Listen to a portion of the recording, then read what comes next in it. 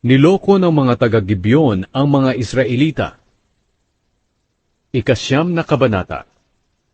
Narinig ng lahat ng hari sa kanluran ng Hordan ang pagtatagumpay ng mga Israelita. Ito ay ang mga hari ng mga Hiteo, Amoreo, Kananeo, Perezeo, Hiveo at mga Jebuseo. Nakatira sila sa mga kabundukan, kaburulan sa kanluran at sa baybayin ng dagat ng Mediteraneo hanggang sa Lebanon. Nagtipon silang lahat para makipaglaban kay Josue at sa Israel. Pero nang marinig ng mga taga-Gibeon ang ginawa ni Josue sa Jericho at Ai, naghanap sila ng paraan para lokohin si Josue. Nagpadala sila ng mga tao kay Josue. Ang mga asno nila'y may mga kargang lumang sako at mga sisidlang balat ng alak na sira-sira at tagpi-tagpi.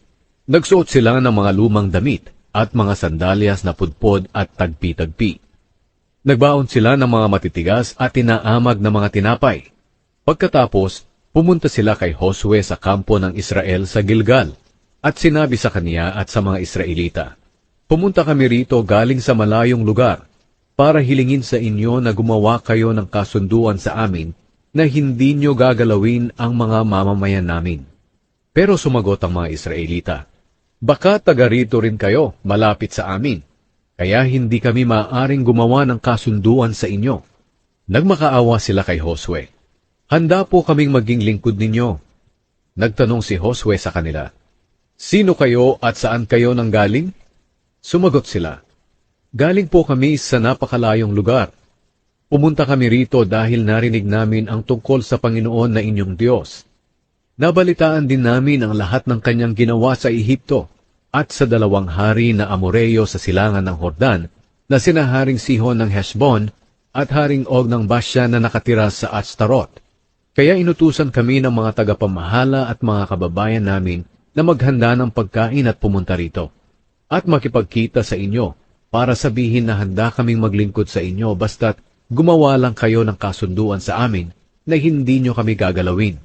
Tingnan nyo po ang tinapay namin. Mainit pa ito pag alis namin.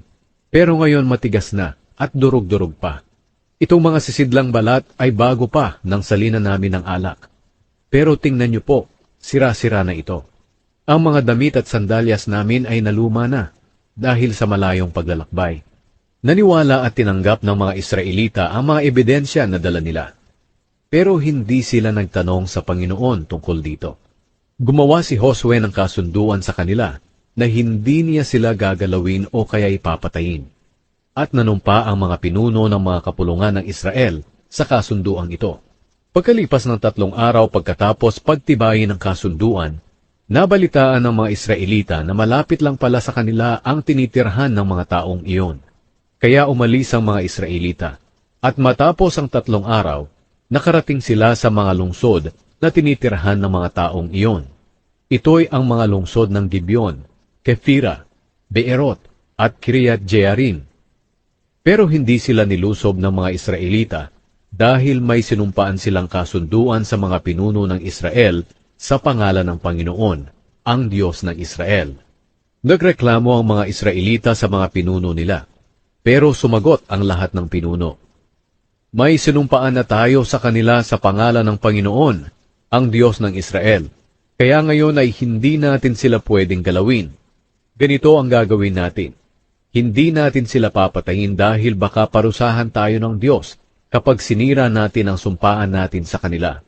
Pabayaan natin silang mabuhay, pero gawin natin silang tagapangahoy at tagaigib ng buong mamamayan." At ganito nga ang nangyari sa mga taga-Gibeon, ayon sa sinabi ng mga pinuno tungkol sa kanila. Ipinatawag ni Josue ang mga taga-Gibeon at sinabi, "Bakit nyo kami niloko?